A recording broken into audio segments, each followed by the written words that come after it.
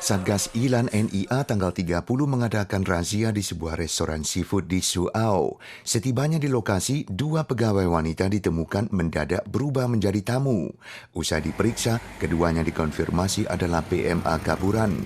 Perihal tindakan ini mereka mengaku sebelumnya pernah latihan. 到了现场，发现店内招呼客人的店员突然假装成自己是客人，还对门口无辜的提示一直喊姐姐。 Di lain pihak, Satgas New Taipei juga menciduk 7 PMA Kaburan Vietnam. Mereka menyewa mobil dinas eksklusif seharga $2.000 sebagai kedok tapi tetap ditemukan dan ditangkap. NIA mengingatkan populasi asing ilegal berdampak besar pada keselamatan warga dan lapangan kerja. Mempekerjakan warga asing secara ilegal bisa didenda 150 sampai 750 ribu dolar. Sementara residivis dalam 5 tahun bisa dihukum penjara maksimum 3 tahun. Akibat pandemi dan krisis kekurangan pekerja, jumlah PMA Kaburan di Taiwan terus meningkat dari 50 ribuan pada Februari menjadi 70 ribuan pada Juli. Untuk mengelak dihukum, majikan diingatkan tidak mempekerjakan PMA tak berdokumen, juga tidak meminta PMA mengerjakan hal di luar pekerjaannya. Jumlah kasus positif COVID-19 di Taiwan kembali mendobrak 30 ribu. Tanggal 31 mencapai 34.389 kasus dengan 21 kasus meninggal. CICC memperkirakan angka ini mungkin menembus 40 ribu pekan depan. Jumlah kasus positif pekan lalu bertambah 15,5%.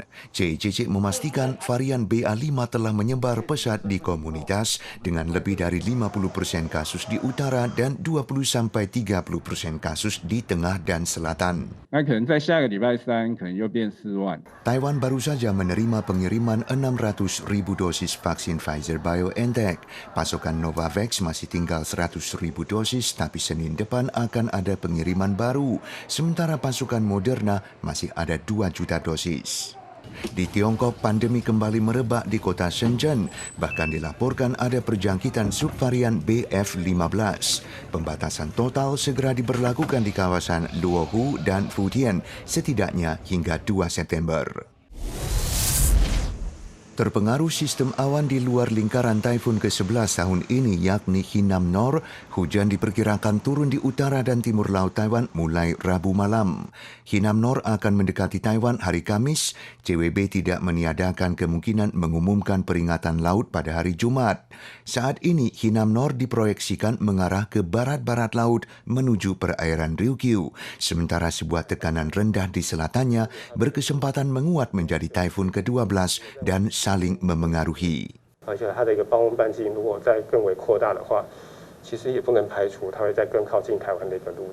Posisi Hinamnor relatif paling dekat dengan Taiwan pada Kamis hingga Sabtu. Curah hujan akan paling kentara pada Jumat hingga Sabtu. CWB menganalisis struktur Hinamnor sangat utuh, matanya terlihat jelas. Intensitasnya adalah yang terkuat pada tahun ini, maka tak peduli proyeksinya, warga di pesisir utara dan timur laut harus mewaspadai angin kencang dan hujan deras. CWB juga mengingatkan warga yang berencana beraktivitas di kawasan pegunungan atau pesisir pada hari Kamis hingga Minggu untuk membatalkan rencana atas pertimbangan keselamatan. Hasil riset terbaru NHRI menggulingkan pendapat umum bahwa konsumsi vitamin D3 bisa mengurangi risiko demensia, yang di Taiwan rata-rata ada 8% penderita di antara warga 65 tahun ke atas. Pakar menemukan bagi lansia yang mengonsumsi vitamin D3 melampaui 146 hari per tahun, risiko menderita demensia adalah 1,8 kali lipat lebih tinggi, sementara risiko kematiannya 2,17 kali lipat lebih tinggi. 我们看到一个很有趣的现象，就是这个维生素 D 吃越多的，失智风险就越高。 NHRI menemukan mengonsumsi vitamin D3 dalam dosis tinggi melampaui 3 hari per minggu bisa merugikan kesehatan, tapi penemuan ini hanya berlaku bagi lansia. Vitamin D3 tetap dibutuhkan bagi pertumbuhan tulang anak-anak dan kaum muda.